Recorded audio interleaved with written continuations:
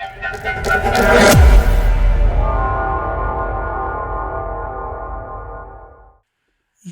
everyone. So, usually, of course, we, have new versions of Fedora come out every 6 months. And one of the good things about Fedora is that it's usually up and coming technology.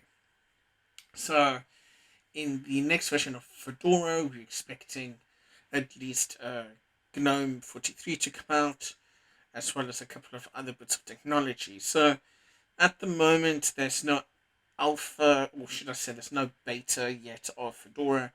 And Fedora, I believe, will be released, of course, when it's ready, but I think that's in the next month or two.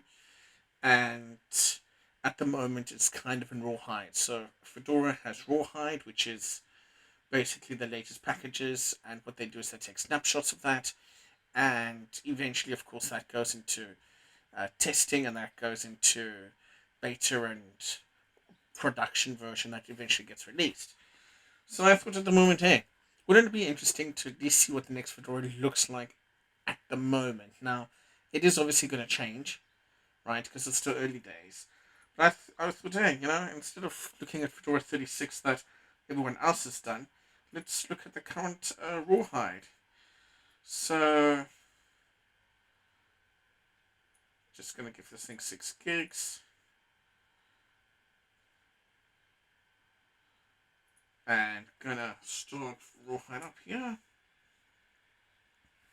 So this image I downloaded today, and it was compiled, I believe, this morning from the system. So every day, or every 2 days, a new ISO image actually gets released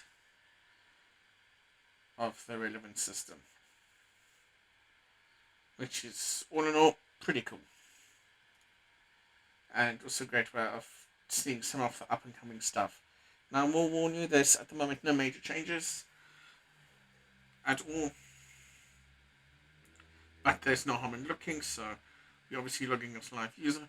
We're not going to install it. The installer hasn't changed yet. Fedora is working on an additional new type of an online installer, but we're just going to skip that and we're just going to take a quick look around. So of course, first things first, general look, everything looks pretty much the same. Let's go to settings and appearance, and of course, just make this dark screen.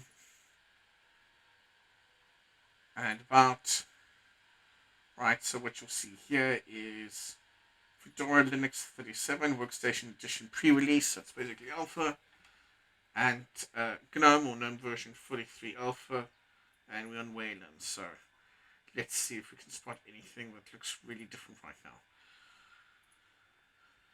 So there is an upcoming feature with files or nautils where you'll be able to resize the screen on the go, and it will automatically on the go do it. Unfortunately, that is not available in this release yet. What is, if we look at the options and just go to about files, it's a new about page. Even if you go to credits, it's a much better all in one place, which is actually pretty nice. And then of course you can, for example, go to documents and you can right click and nothing's going to happen, but you can click here on this menu and you can actually, do normally change the icon sizes, show hidden files, go to preferences, right, show the subfolders, show your first, second, third, all pretty similar to what we have. If you go back, right click on it, you can actually, there's an option now, open a terminal. So of course this is the new terminal that's been out since the previous few editions of GNOME, which replaces the old and traditional terminal. Nothing much has changed here. Right now, it's still pretty much the same, but I believe it's going to be different by the time releases comes out. So you can star it. So basically, if I star it, and I go here, it's starred. But what is different now is, let's say I was to create a file. So let's just go into text editor and type in random gibberish, right? And of course we can still make the application adhere to the system style, brightness or dark. Right, and we're just going to save this. We'll save this in documents. Right, save it there. Close that. Go here. And now what's nice, you can actually now go and store it. So if you were to look at stored can now do folders and can do individual files, which I think is pretty cool. Also interestingly here as well, if you right click on properties, they are currently working on the new properties up here as well, but again you can just hit this to execute the final program, and of course you could just then run it as a program if you needed to. Again, I believe in future it will only do it with certain file types. That option is still being done. View looks here not really too different at all as before. Just right middle click and open it up, and of course here the dual panes. Not much else here is really different, or even we're showing the additional files.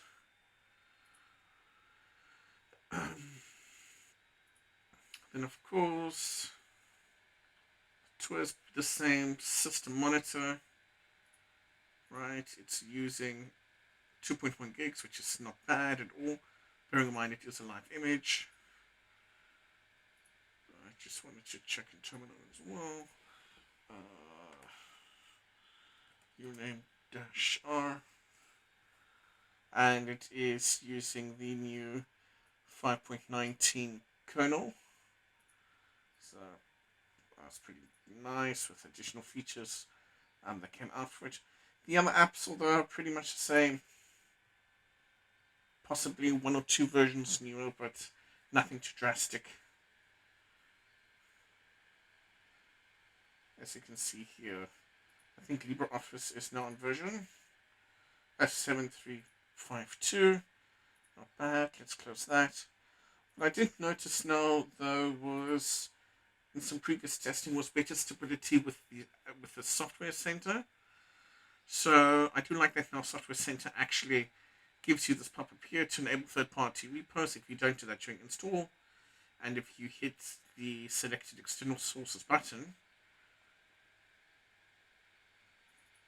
it gives you a nice overview of what the third-party sources are and what the open source native applications are, which I think is pretty great because not everyone wants to go and manually add additional sources. So if I just hit enable, authenticate it, give it a few moments, and I go to software repos to see what it actually has enabled.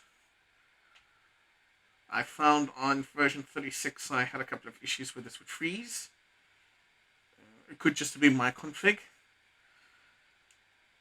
Where on here I find that earlier I was actually able to view it in my previous test environment, which we wait for. So that's and here it is. I'm going to show you what's enabled, the modular, and of course as we move further down here, vendor specific firmware, third-party repos,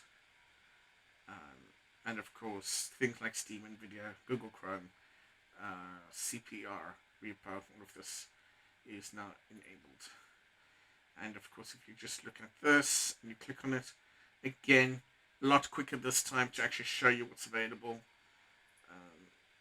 than a lot of other times, which I really must say appreciated. Still a bit of work needs to be done there. And then of course back to the settings screen.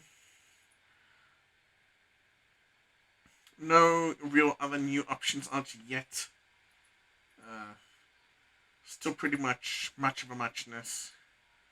No other great changes yet.